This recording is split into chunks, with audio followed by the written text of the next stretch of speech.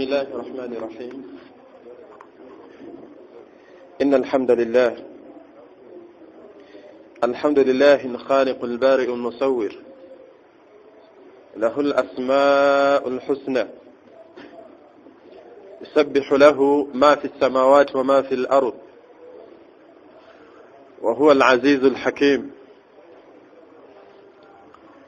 أشهد أن لا إله إلا الله وحده لا شريك له، وأشهد أن محمد عبده ورسوله الذي أرسله إلى جميع ثقلين الجن والإنس، وداعيا إلى الله بإذنه والسراجا منيرا. ولقد وصينا الذين أوتوا الكتاب من قبلكم وإياكم أن اتقوا الله يا أيها الذين آمنوا اتقوا الله حق تقاته ولا تموتن إلا وأنتم مسلمون.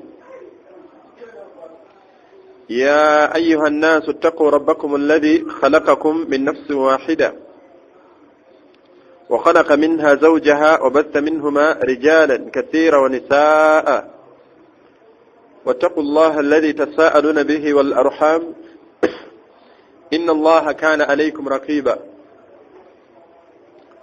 قال ربنا تبارك وتعالى في القرآن الكريم بعد أعوذ بالله من الشيطان الرجيم: ولقد ذرأنا لجهنم كثيرا من الجن والإنس لهم قلوب لا يفقهون بها، إلى آخر الآية.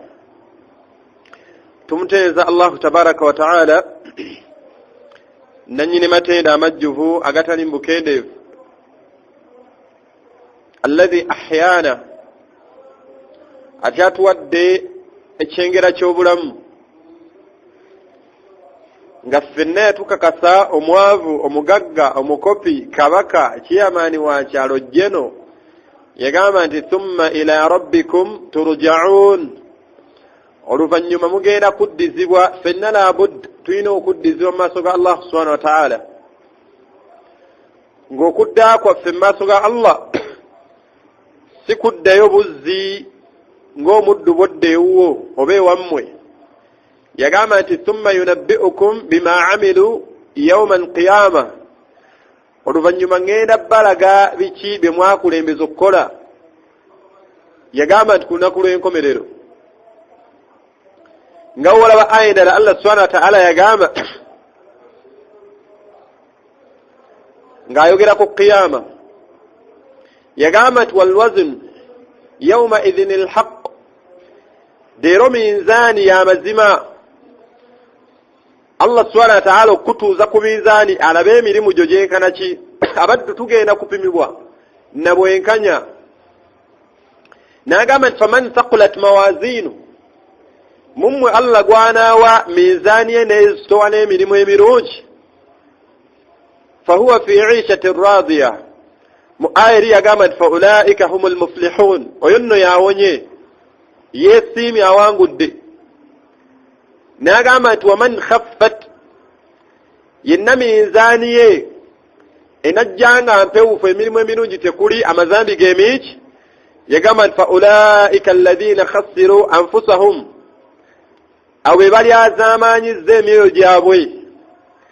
abooluganda abakkiriza bangi abagagga abaziikiddwa leero ku 8, bangi bachairmani ba byalo, abavubuka abadde banywa enjaga nga bw'oginywa, takyayinza kuteeka muno gw'ataaba kujeemera Allah, ayanjula mu kabbuli obuwangaazi biki byakoze, nga bw'atyo bwagenza afaanana. Allah akulage ku baali bagavana gye yabateeka gye bali.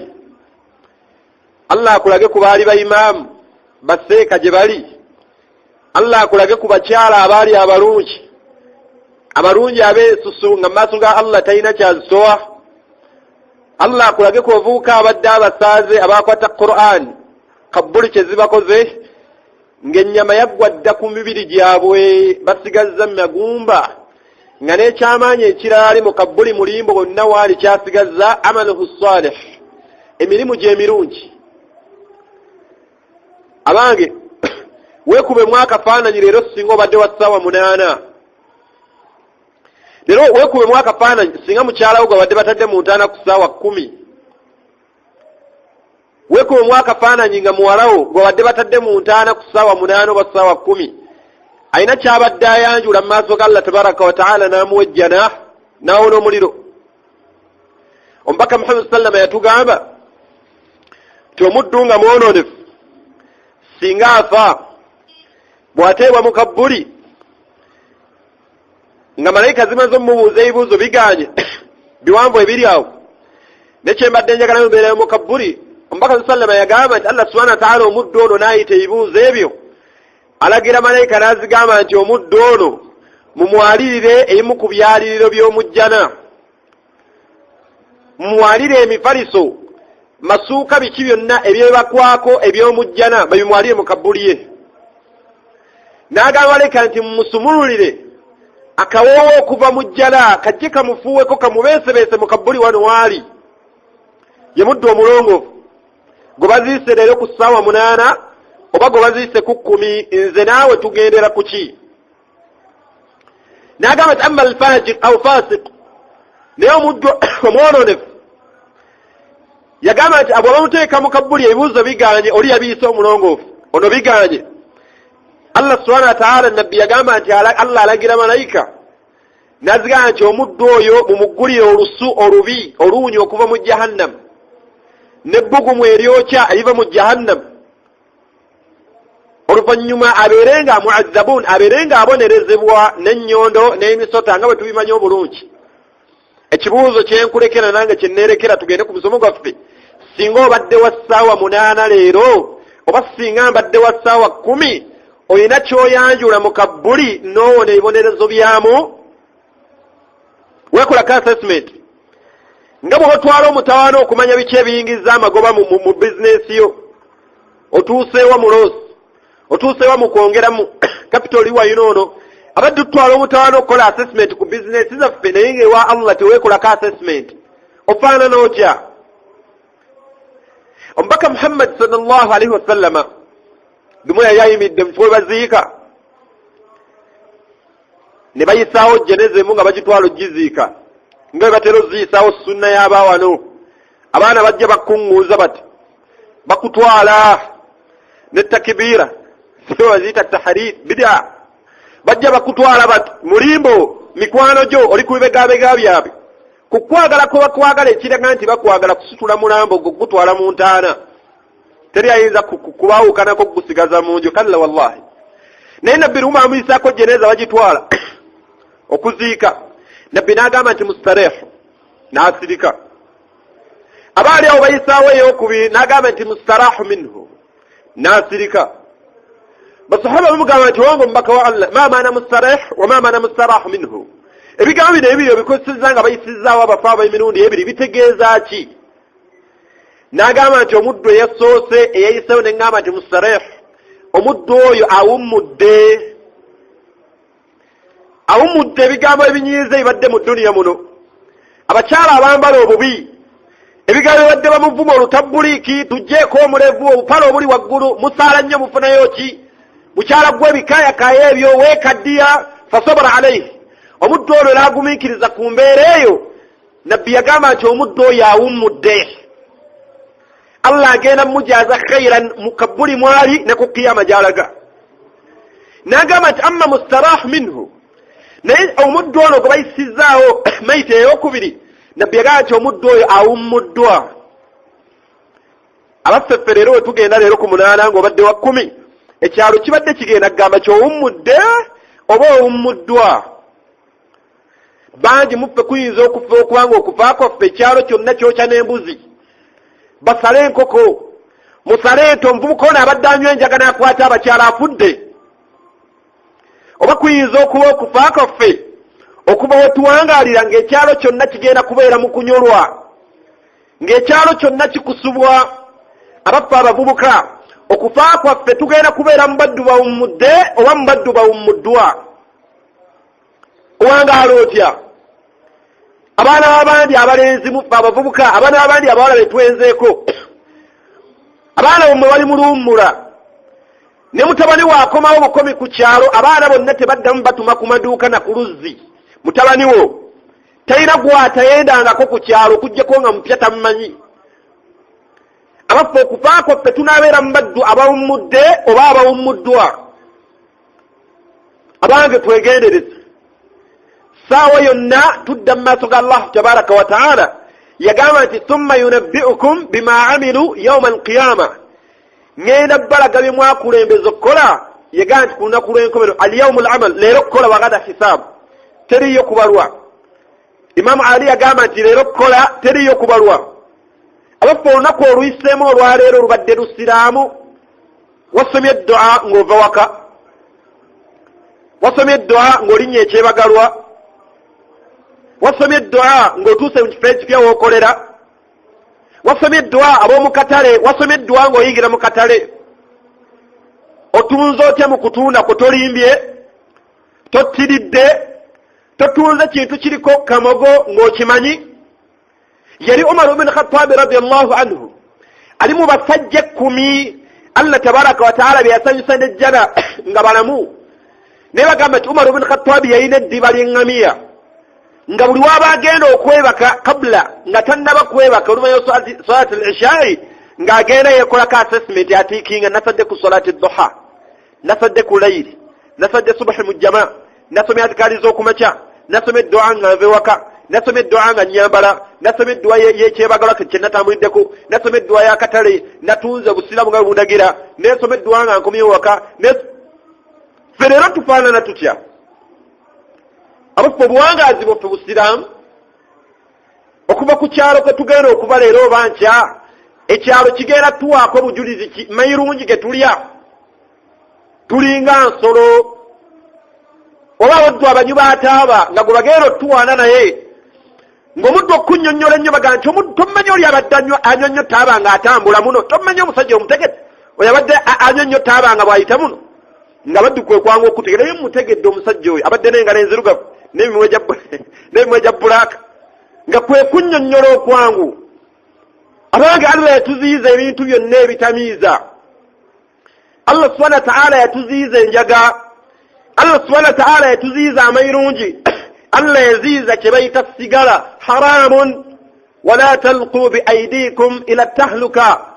Allah subhanahu wa ta'ala yagamba nti weetuusanga kuzikirira n'omukono gwo, temwettanga nga mulaba. Abaddu abanywa taaba, ku paketi za taaba kuliko smoking can be harmful to your health. Bagambye nti ezo vitamini ze boogerako, ezo vitamini eziri mu sigala ze boogerako. Abange twegendereze, Allah ayagala tuwangaale nga bw'ayagala tuwangaale, wabula tayagala tuwangaale nga ffe bwe twagala tuwangaale. Kyova olaba Allah yagamba mu ssuula gyenjagala, aya gyenjagala tuggyemu ekyokuyiga mu A'raf, Allah tabaraka wa ta'ala yagamba nti walaqad zara'na li jahannama kathiira, mazima ddala Allah yagamba nti nateekera omuliro jahannama, yagamba nti kathiira min aljinni wal ins, bangi nnyo mu bantu ne majinni ne mu bantu. Walaqad zara'na, ze aya ezimu abamenyi ze bakoonako Allah tabaraka wa ta'ala enneewerera gyewereramu omuddu. Allah yeewerera nze naawe olw'obwonoonefu bwaffe obwange n'obubwo. Yagamba nti walaqad zara'na, mazima ddala nateekera omuliro jahannama. Yagamba nti kathiira min aljinni wal ins, nteekedde omuliro jahannama. Yagamba nti bangi nnyo mu majinni era bangi nnyo mu bantu. Allah ina aya endala zimu zaleeta eziraga omuddu ng'akoze emirimu omulungi. Nagamba nti wa qalilu min al-ibadi yashkur, kikulaga abatono abagenda okuyingira ejjana. Bal aktharuhum la ya'lamun, abasinga obungi tebamanyi. Bal aktharuhum la ya'qilun, kikuzayo ku aya eyo okulaga nti abaddu bangi, ebitonde bingi mu majinni ne mu bantu, abantu abasinga bagenda kubeera muliro jahannama, okuggyako abatono mu bo. Abange tuli mu batono abanaabawoonya omuliro gwa Allah. Aina najah, okuwona kuli luddawa nga tuganye okubeera abagombu ku mateeka ga Allah subhanahu wa ta'ala. Allah bwe yayogera ku Qur'an gye yatuwa kwayagala tuwangalire, yagamba nti walaqad yassarna al-Qur'ana lidhikri fahal min muddakir. Yagamba nti Qur'an eyo basiraamu gye nabawa gye nabasaako musome, yagamba nti najiba gondeza mubeerenga mwebuulirira nayo abuuza Allah tabaraka wa taala fahal min muddakir abange mwebuuliridde nayo atugambye Allah nti walaqad dhara'na li jahannama kathira min aljinni wal ins nteekedde natondera omuliro jahannama yagamba nti bangi nnyo mu majinni era bangi nnyo mu bantu. Allah bwe yayogera ku Qaruna nayogera ku Firawuna nayogera ku Haman nayogera ku basajja bano basatu abajooga ensi. Firawuna we yavaamu ekigambo ekinagamba nti ana rabbukumul a'la. Qaruna n'avaamu ekigambo ekinene innama utituhu ala ilmin indi ayogera ku sente Allah ze yamuwa n'abalala obwononefu bwe bakola. Allah yagamba nti walaqad ja'ahum Musa bilbayinat. Musa alayhi salatu wassalam yabaleetera amateeka ameeyolefu amannyonnyofu obulungi agategeerekeka. Ne Allah yagamba nti fastakbaru fil ard. Amateeka ga Allah baagagaana ne beekuluntaza ne batakabbara ku duniya kuno. Ne Allah yagamba nti fakullan akhadna bidhanbi. Abaddu abo buli omu namukwatira ku zambi lye. ومنهم من أرسلنا عليهم حاصبا ومنهم من أخذتهم الصيحة ومنهم من خسفنا به الأرض ومنهم من نجانا عليه تبونيرeza ebyenjawulo. bwe yali awunzika aya eyo okubabonereza Allah n'agamba nti wama kana Allahu liyazlimahum. Allah okubabonereza teyabali azaamanya walakin kanu anfusahum yazlamun bali azaamanya emyoyo gyabwe. Abange aya mmeka ze batusomedde abavubuka okuva ku bwenzi? Aya mmeka ze batusomedde abadde okusaala essola kulli ibadiya alladhina amanu yuqimu ssola. Gamba abaddu bange abakkiriza Allah yabagamba nti bayimirizeewo essola. Bameka mu mmwe abalina abakyala nga maama w'abaana tasaala ng'okimanyi? Era mu byokakasa ebyakulema maama w'abaana yessola yagaana maama w'abaana namuleka naye takulema nga muzaalamu baana kyekyabaana ofiirawo kati oyagala balongo naye essola tewali. Essola tewali. Bameka muffe batasomerangako ayati nga Allah tabaraka wa taala atwewaza ki okulya riba. Abasuubuzi abagagga bahaaji mummwe bonna abatendwa n'essente okujjako Allah basaasidde mu bo naye ng'emmaali ya banka nga Allah yagaana okulya kye bayita riba. Olw'obujeemu bwaffe Allah kyagamba nti walaqad dhara'na li jahannama. Mazima ddala nateekera natonda omuliro jahannama bangi nnyo mu majinni era bangi nnyo mu bantu. Bameka abakyala batasomerangako aya mu Qur'ani nga tagiwulirangako ba hadisi ng'emuziyiza ku nviiri ze okuyungako enviiri endala. Enviiri mal'un. Omukyalo oyo Allah nabbi yagamba nti omukyalo oyo mukolimire. Omukyalo oyo aba mukolimire addira enviiri n'ayungako enviiri endala. Aya tetuziwulirangako. Abange tuliira Allah subhanahu wa ta'ala amale tukola kye yakola Firawuna. Abange tuliira Allah tabaraka wa ta'ala amale tukola kye yakola abantu b'e Buduuda yabamisa ttaka. Eri mu taarikhi wayinza okubanga wala omuddu omu yali awangalira Buduuda. Allah beebikka olusozi mukyabajjukira. Allah subhanahu wa ta'ala yasitula lusozi n'abikka abantu upside down bonna n'abattiraawo. Wala yakhaafu okubaha. Teyatya abantu bano bonna bense yagamba nti waati bi khalqin jadid. Mbajjawo ate n'enteekawo ebitonde ebipya ebintegeera. Bwe munaagaana okuntegeera Allah yagamba nti yasha yudhihibukum wa ya'ti bi khalqin jadid. Bwe munaagaana amateeka gange nsobola obbajjawo mwenna n'enteekawo ebitonde ebipya ebintegeera.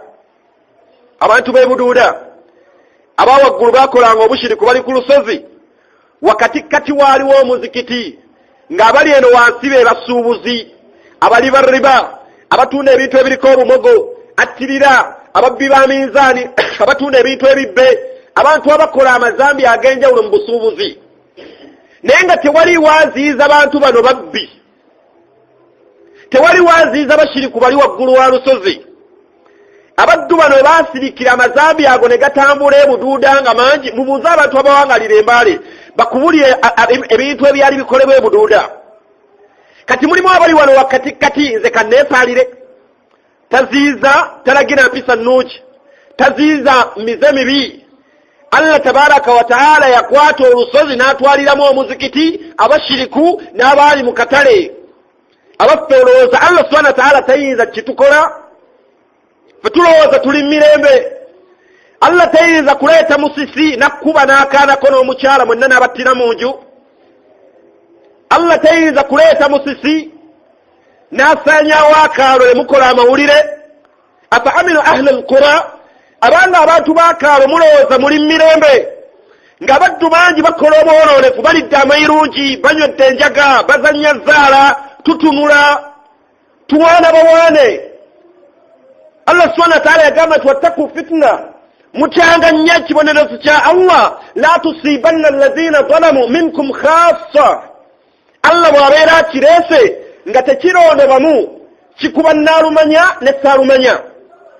Allah yagamba nti falamma nasu ma dhukkiru bihi, ayina abaddu be yali ayogerako be yagaana okuvuga olw'omukaaga, naye yagamba nti bwe baajeemera amateeka ga Allah ne bagagaana, nga naffe leero bwe tujeemedde Allah amateeka ne tugagaana. Omusiraamu enjaga aginyokyere, amayirungi atambula alya, abavubuka baseza ebimeya, empale fulayi ziri wansi mubisambi, abaana b'abahaji sikaati ziri waggulu mubisambi. Abange nga bwetyo bwe tuwangaala, ekifo ekyali kimanyiddwa nga kinnyonnyola na busiraamu, ogenda eri ewali abasiraamu abangi. Ekifo ekyali kimanyiddwa nga kitendwa ddiini, abakyala leesu bazijja ku mibiri jiribaabu tebeebikkirira.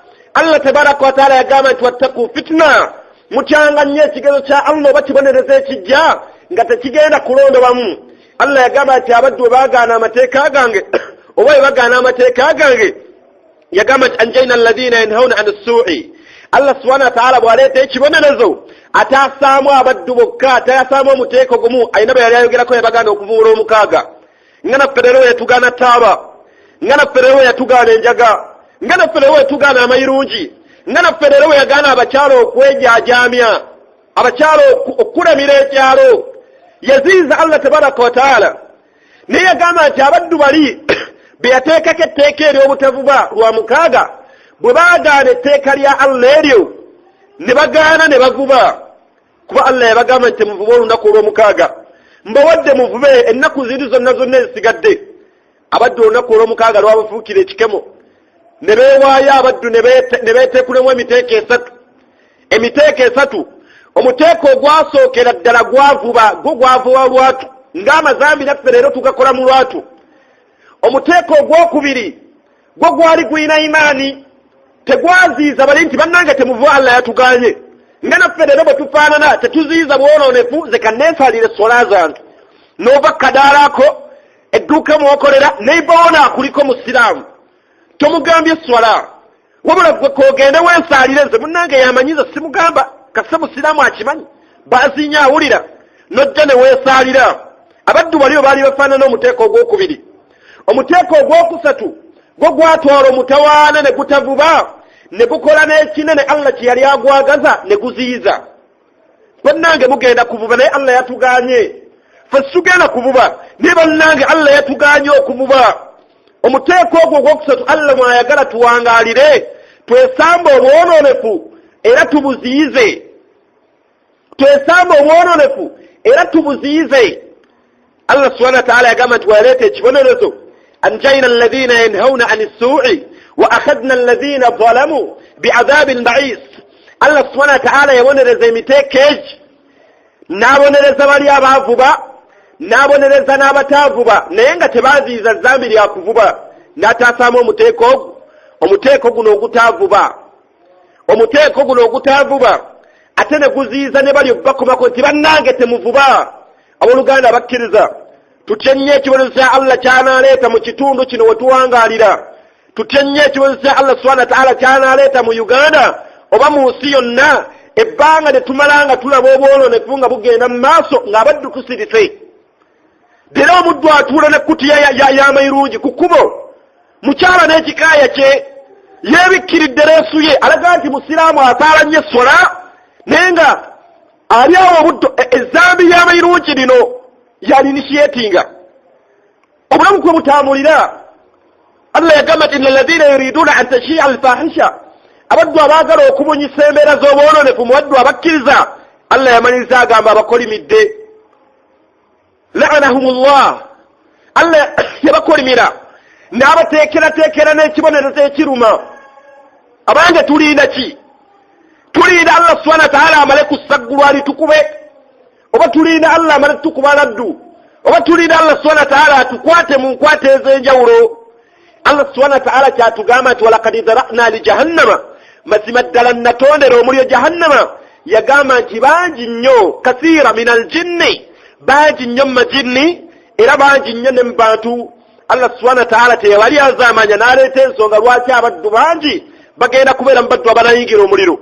Yagamba Allah tabaraka wa ta'ala mu aya yennyini, yagamba nti lahum qulubun la yafqahuuna biha, abaddu bangi balina emitima naye ng'emitima egyo tebagikozesa kutegeera. Emitima gyabwe tegifumiitiriza, emitima gyabwe tebategeera nagyo. Abange emitima gyaffe gifaanana gitya?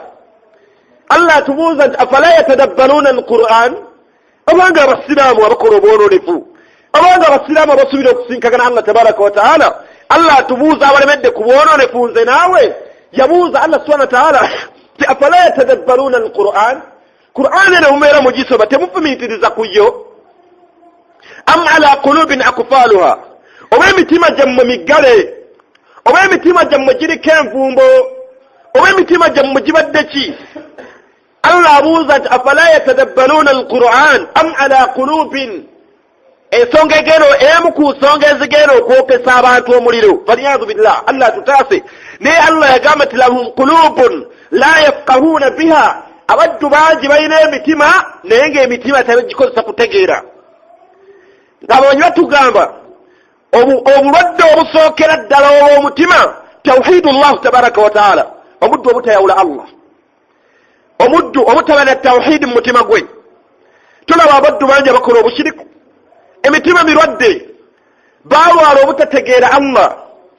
Abaddu bangi bakola obushiriku naye nga bonna buli muddu yenna Allah subhanahu wa ta'ala yagamba nti inna Allah mazwadala, Allah subhanahu wa ta'ala la yaghfiru an yushrika bihi shay'a wa yaghfiru ma duna dhalika liman yasha. Allah subhanahu wa ta'ala tagenda kusonyiwa muddu yenna yafaanga akoze obushiriku, ng'akoze obushiriku. Allah agamba nti balina emitima naye emitima gino tebagikozesa kutegeera, balina emitima naye emitima gyabwe tebagikozesa kutegeera. Nga bwolaba abaddu abala Allah bayogerako mu surati Ibrahim, yagamba nti walaqad makkannakum fi ma'in makkannahum fi. Allah yagamba nti nabatebeekeza olutebeekeza nga bwe nali nabatebeekeza olutebeekeza mwebyo bye mbatebeekebezzaamu. Omuddu alina ssente, twala ekifaananyi ky'ettaka ly'olina okakasa gw'osoosa oddibeerako. Olutebeekeza olwo Allah lwakutebeekeza nga lwe yatebeekeza yagamba nti abo bennyini abaali mu ebyo ebifo bimweyagaliramu abaabirimu. Ne Allah yagamba nti fama aghna anhum sam'uhum wala absaaruhum wala af'ida. Era Allah n'aleeta ebiyungo bino bisatu. Abaddu baleero baavaamu mu nsi muno nga tebakozesezza biyungo bino bisatu okubeera nga bibaseemeza okutegeera Allah tabaraka wa ta'ala n'okufuna ejjanaaye. Allah subhanahu wa ta'ala atugambye aleeta ezimu ku nsonga lwaki abaddu bangi n'amajinni mangi, abaddu ebitonde bingi ebigenda okubeera mu muliro byateekeddeteekedde omuliro. Yagamba nti ekisookera ddala abaddu bangi tulina emitima naye emitima egyaffe tegitegeera, tetugikozesa kutegeera. Omuddu omutima gwo nga teguliimu Qur'ani gw'olaba guba mutima mulamu. Allah subhanahu wa ta'ala yagamba nti yawma la yanfa'u maalun wala banuun, mugenda ku lunaku olujja mu maaso olutaliimu ssente tezigenda gasa kababeera abaana. Naye yagamba nti illa man ata Allah biqalbin salim, okujjako omuddu anadda mu maaso ga Allah tabaraka wa ta'ala ng'alina omutima omulamu. Abaffe omutima gwo mulamu, okozesezza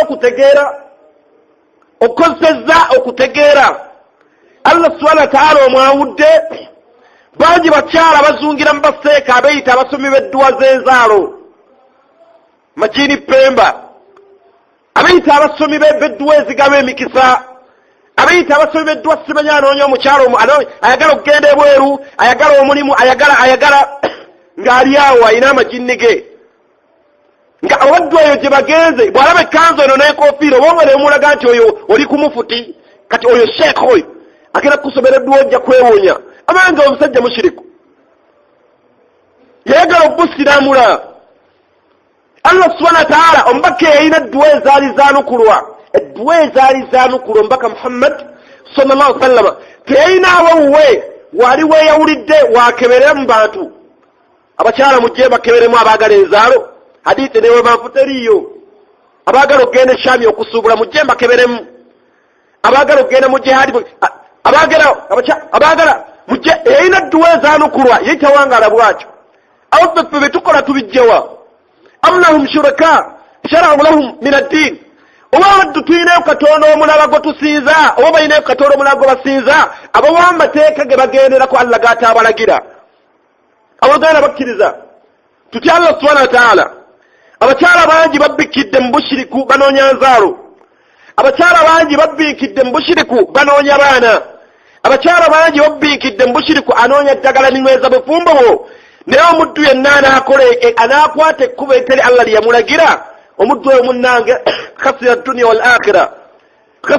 wal akhira omutima Allah gwagamba nti la yafqahuna biha ekimu ku mitima oba embeera egenda okwokesa abantu b'omuliro nabbi kibo yatwalanga omutawaana n'asabira omutima gwe yasabanga nnyo Allah tabaraka wa ta'ala n'amugamba nti ya muqalliba alqulub wal absar olabe wazzeeye wa Allah amuyambeko ku mutima inna an-nafsa al-ammaratun bis-su'i omutima ogwange gulagira kukola bibi ayanga bwegamba naye nabbi okulera asaba oyo omulezi w'emitima asobole okugumulerera afumiitirize nagwo ategeere nagwo yasabanga nnyo Allah n'amugamba nti ya muqalliba alqulubi wal absar owange Allah omukyusakyusa w'emitima sabbit qalbi ala dinika wala ta'atika nkusaba onyweza omutima gwange n'amugamba nti ku ddiini yo nkusaba onyweza omutima gwange kukugondera bw'atyo omubaka Muhammad sallallahu alaihi wasallam bwe yafangayo ennyo ku mutima gwe butya bugufaanana olufiizi naawe tugenda kufaanana tutya oboluganda bakkiriza Allah subhanahu wa ta'ala agambye nti ateekedde omuliro jahannam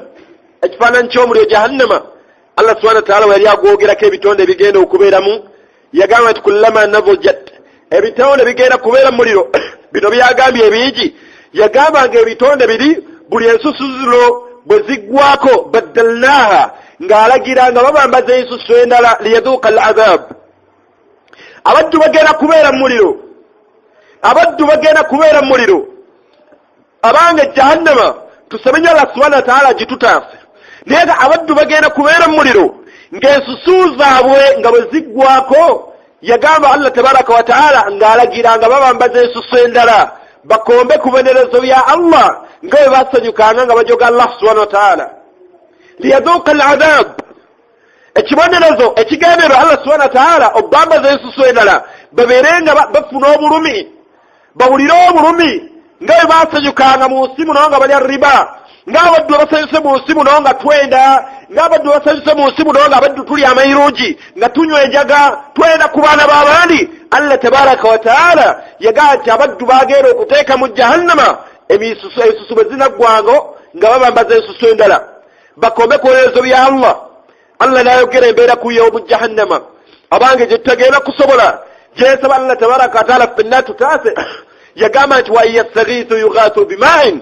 abaddu bagenda kubeera mu jahannama gyagambye nti walakad zara'na li jahannama kathiira min al-jinni wal-ins lahum qulubun la yafqahuna biha yagamba nti abaddu bagenda kubeera mu jahannama nga bayonta abaddu bawankawanka okunywa ku mazzi omuddu awulira emimiro gyonna gimulakaasidde awulira ayagala ku mazzi ne Allah yagamba nti abaddu ashabul nar bagenda kubeera mu jahannama nga baagala okunywa amazzi wa yastaghithu yughathu bima'in kalmuhli yashwi alwujuh nga amazzi gano omwandiisi omu yagamba nti abaddu bagenda kubeera bayonta mu jahannam babaleetere bawulira baagala mazzi wanada ashabu nnar ashabu aljanna an hafidhu alaina min alma munnanga abali mu jjala muterekere ku mazzi mutuwe ku mazzi aw mimma razaqakum rabbukum oba Allahumma byabagabiridde nga ashabu nnar abantu abali mu muliro eno Allah bayogeddeko abangi mu majini ne mu bantu bawankawanka balengera ab'omujjana bannange mutuwe ku byokunywa naffe tunyweko ne Allah yagamba nti inna Allah harramahum ala al-kafirin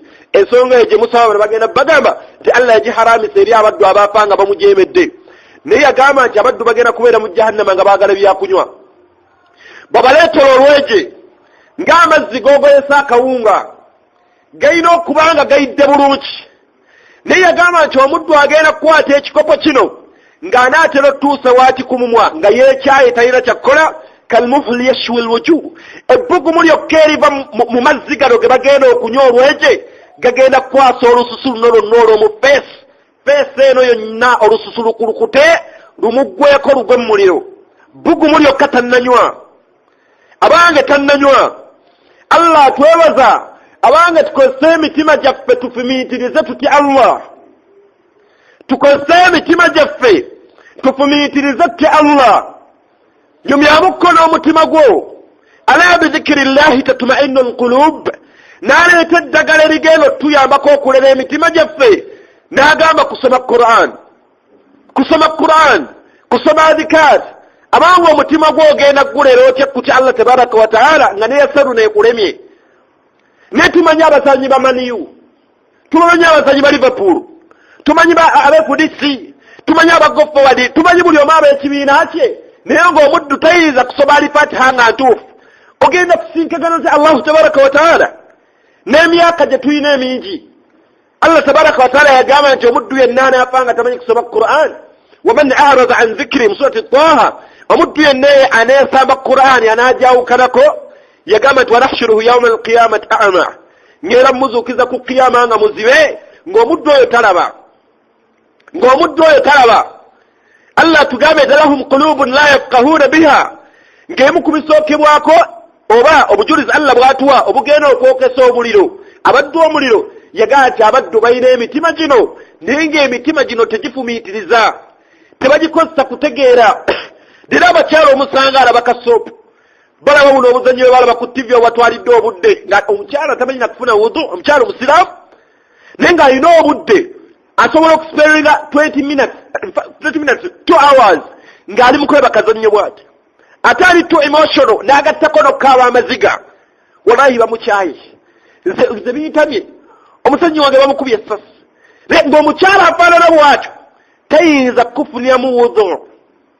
Genda obuuze maama w'abaana mpola mpola ti maama w'abaana banaaba batya nga babudde mu haid, akubuulire bw'ojja wabadde anaaba. Twokirira muwala ono ali ku yunivasite asoma, ali siba ya secondary, ali ku HSC, yonna gy'asomera mugaye ti muwala wange omukyala omusiraamu anaaba atya nga avudde mu haid. Bw'anaaba akimanyi naye bamanyi obuzannyo bwa firimu, bamanyi amannya g'abazannyi ba firimu. Abange emitima egyaffe tugireze tutya? Allah kyatugamba nti lahum qulubun la yafqahuna biha.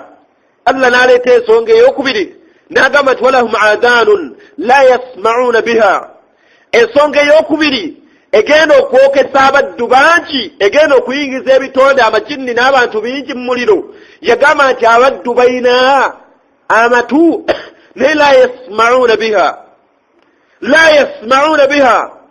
Amatu gaffe tugawuliza ki?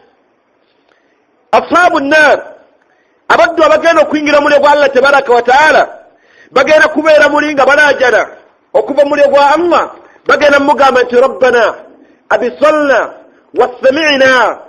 Olaba bajjukidde ku kiyama nti bawulidde naye nga Allah amateeka yali ayagala bagawulirire wano. Allah n'ayogera ku baddu abalongoofu n'agamba nti wa idha sami'u, abalina amatu abagakozesa Allah nga bw'ayagala bagakozese. Yagamba nti wa idha sami'u ma unzila ala rasul, bwe wawulira ku ebyo ebisiddwa ku mubaka, yagamba nti tara ayunahum, walabanga amaaso gaabwe nga gakulukusa amaziga. Yagamba tafiidu min addam'i, ng'amaaso abaddu gakulukusa amaziga olw'ebyo bye baali bategedde bye baali bakasiza ebisiddwa ku mubaka. Abaddu abaatusooka bawuliranga aya 2 n'amatu gaabwe okuwulira intifaa, okugasa, okwebuulirira. Abaddu bawuliranga aya 2 wallahi ne ziba athara abaddu ne bagonera Allah tabaraka wa ta'ala. Aya mmeka ze tuwulidde? Aya mmeka ze batusomedde? Abavubuka aya mmeka ze batusomedde okuva ku baana b'abandi betuwendako tetuziwulirangako?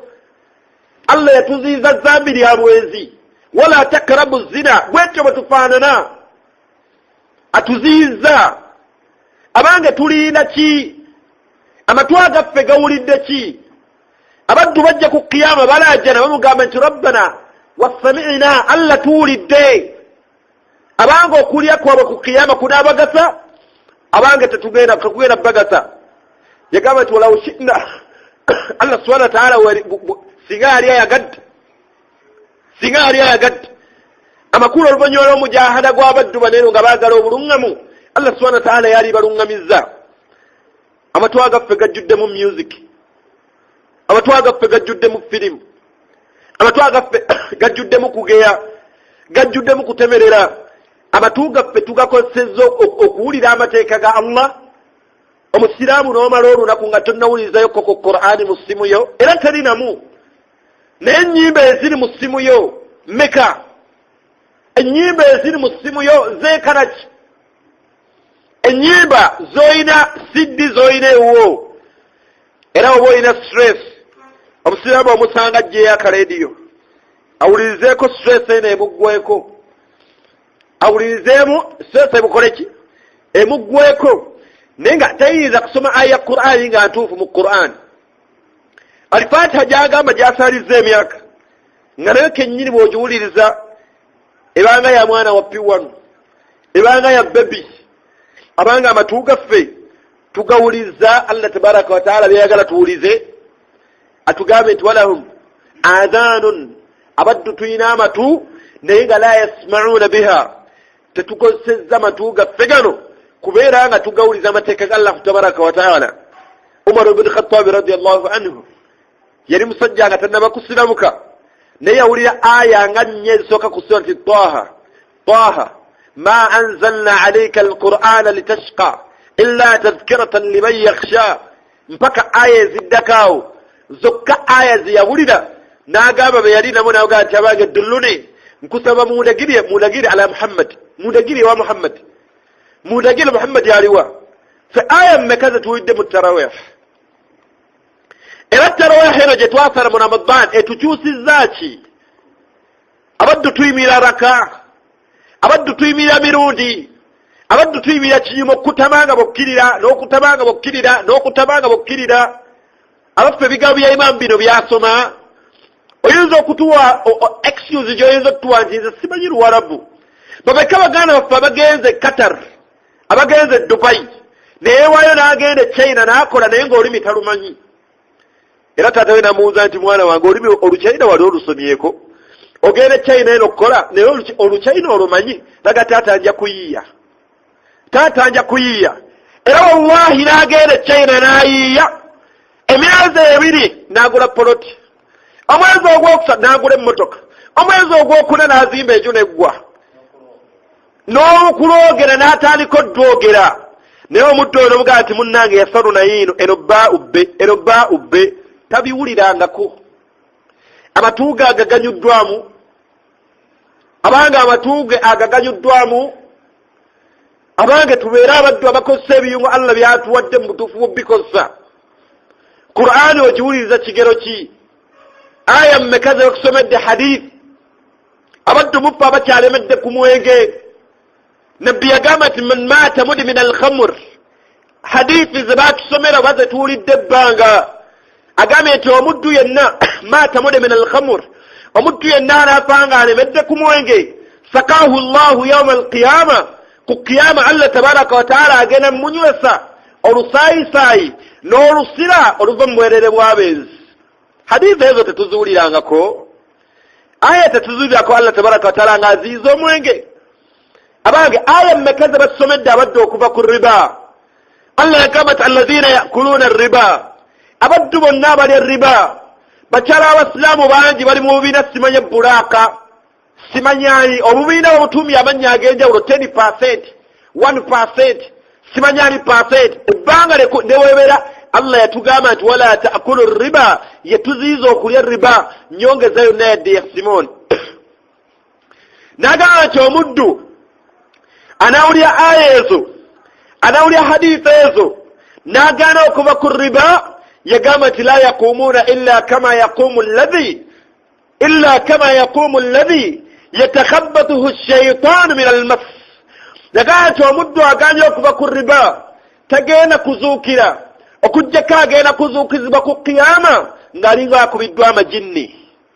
Olaba ekifaananyi kya maama w'abaana mwanajjira, abadde omukyala obuvunaanyizibwa, ku qiyama Allah amuleeta ng'alinga akubiddwa amajinni. Ekyo si kitiibwa. Allah tabaraka wa ta'ala kumukkakkanya. Lahum qulubun la yafqahuna biha wa lahum adhanun la yasma'una biha. Amatu gano tegawulira, omuddu alina amatu udhun amatu gantegawulira bameka mufa batawuliranga ku bujulizi obwa hadith oba obujulizi obwa ayati mu Qur'an. Allah tabaraka wa taala ng'atuziiza kye bayita ennyimba, ng'atwewaza okuva ku kye bayita ennyimba. Allah subhanahu wa ta'ala yagamba nti wa minan nas man yashtari lahu alhadith. Suratu Luqman yagamba nti ne mu bantu mulimu abaddu abagula emboozi nga ya muzannyo liyudilla an sabilillah. Ibn Abbas nabbi gwe yakwatako n'amugamba nti Allahumma faqihuhu fi ddin wa allimhu ta'wil. Allah omwana ono mukenkule mu ddiini wuliyo kyatuwalahu alhadith. Tusooka tumutegeera agenda otubuulira. Ibn Abbas nabbi gwe yakwatako bw'ati radiyallahu anhu n'agamba nti Allahumma faqihuhu fi ddin wa allimhu ta'wil. Omwana ono mukenkule mu ddiini, omwana ono muwe okuvvuunula Qur'an, mukenkule mu kuvvuunula Qur'an. Nga tonnatwala kigambo kya seeka we yagamba nti ennyimba tezirina buzibu, ennyimba tezirina mutawaana. Baseeka abali b'emmere we batyo batera okugamba abantu ennyimba tezirina ki, ennyimba tezirina buzibu. Yesu ennyimba naffe tusanyuka mukko gwe tolaba kati ffe obusembuli sanyukako ddi buli kaseera kubeera mu nnaku. Allah yagamba nti qul bifadlillah wa birahmatihi fabidhalika falyafrahu. olw'ebirungi qul bifadlillah olwa Qur'an eno fadlu batugamba ba ulama fadlu elimu ayayo ya Qur'an wa birahmatihi n'okusaasira kwa Allah okw'omubaka wama arsalnaka illa rahmata lilalamin. Allah yagamba nti fabidhalika falyafrahu. Omusiraamu waalisanyusa nnyo.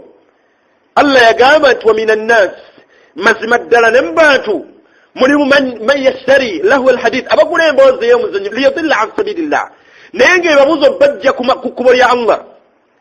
Era omuddu bw'omugamba nti ennyimba ziri haramu, Allah yagamba nti wayattakhidaha huzwa abitwala nga bya muzannyo. Naye kati ennyimba nazo kati nze ennyimba emmere efaanana bwetu ne Allah yagamba nti fabashshirhum bi'adhabin alim. Omuntu oyo musanyuse, omuddu oyo mukyalo oyo musanyuse alemedde ku nnyimba. Abaana bammwe bayimba naye nga tamanyi wafuna wudhu, abaana bammwe bayimba naye nga tamanyi wafuna wudhu. Abakyala bayimba naye nga tamanyi kusoma yasaluna, abakyala bayimba naye nga tamanyi dua gy'osoma eggulawo swala. Nayimba akayimba kano n'asuulako kali. Omubaka Muhammad sallama yagamba nti mu umma yange abantu bagenda kuzuukizibwa abaali aboononefu mu miteeko 7 naye egimu ku miteeko 7 mu hadithi mbufunze yagamba nti waliwo abaddu Allah tabaraka wa taala bagenda okuleeta ku qiyama nga bali mufaananyi kya kiradatan wa khanazi nga bali mufaananyi kya nkobe n'ambizi. Tekikwenyinyeze ekigambo ekyo. Era omuntu okukugamba mugambi nti olinga ekimu ku bibiri aba taggambye nti bw'ofaanana akufaananya n'owulira nga ovuma otya enkobe, ovuma otya embizi. Nze omusajja omusiraamu naye akufaananyiriza naye nga si kyokola ki. Era ng'owulya kikuluma. Naye nabbi yagamba nti ate ku qiyama omuddu agenda kuva mu kumufaananyiriza wabula agenda kujja nga kyafaananira ddala. Nga Allah akyusizza feesi ebadde ey'omukyalo omulungi, feesi ebadde ey'omuvubuka omulungi, ebadde ey'omuwala omulungi, muwalawo mulowoozeeko. Allah amuleete ku qiyama ng'ali mufaananyi kyankobe n'ambizzi. Basahaba khaafu wallahi ne bawulira nga batidde ne bamugamba nti awange omubaka wa Allah abadde oyo baleeta ku qiyama nga bali mufaananyi kyankobe n'ambizzi alaysu yashhaduuna la ilaha illa Allah. Bagenda kubeera nga beba batakkiriza Allah, balowooza bagenda kubeera mbali abatali basiraamu. N'agamba nti wa annaka rasulullah nga tebakkiriza nti naawe oli mubaka wa Allah. Nabbi n'agamba nti bala bagenda kuba abaddu bano bakkiriza bulungi Allah, amakulu baddu basiraamu nange banzikiriza nti ndi nabbi. Nabbi n'agamba nti wayusalluuna, olaba baleeta ebitendo byabwe, wayusalluuna basaala essola mmeka 5. N'agamba nti wayuhijjuuna bakola na hijja. N'agamba nti wayasumuuna nga basiiba n'okusiiba. Basahaba mugamba nti wange omubaka wa Allah abantu abalina emirimu egy'ettendo bwe gityo fama baaluhum yawma alqiyama kyekigenda batuusa ku mbeera ya Allah baleeta nga bifaananyi kyankobe n'ambizzi ku qiyama. Nabbi n'agamba nti abaddu abo be baddu abawulirizanga ennyimba fa asbah bukeera ku makya ku qiyama Allah tabaraka wa taala nga balese mufaananyi kyankobe n'ambizzi. Abange tugenda kufaanana tutya? Hadithi ezo tetuziwulirangako ayati ezo tetuzuliranga ku Allah nga atuziiza. Ibn Abbas yagamba nti lahu alhadithi mu aya eyo yagamba nti zenyimba zonna ezirimu ebivuga ezirimu ebidongo abaddu tuyina siddi zenyimba omuddu ku kiyama amawulire ag'essanyu ng'ate si ga ssanyu. Allah ku kiyama kule avuuka bangi essimbo zifaanana zonna zijjuddemu nnyimba. Allah ku kiyama atugambye Ibn Abbas radiyallahu anhu nti abaddu bonna abalemedde ku nnyimba nga hadithi naje tukonyeeko ku kiyama mpaka atugambye nti bagenda baleta ku kiyama nga baddu mu kifaananyi kyakubi n'ambizi. Allah kyatugamba nti walahum aadhanun abaddu bangi balina amatu naye nga la yasma'una biha nga abaddu tebakozesa kubeera nga amatu gano bawulira amateeka ga Allah tabaraka wa taala. Tukozese ebiyungu ebyo insha Allah tugenda kulaba ekiyungu ekiddako oba ensonga eyokusatu gye tuba tumaliza nayo.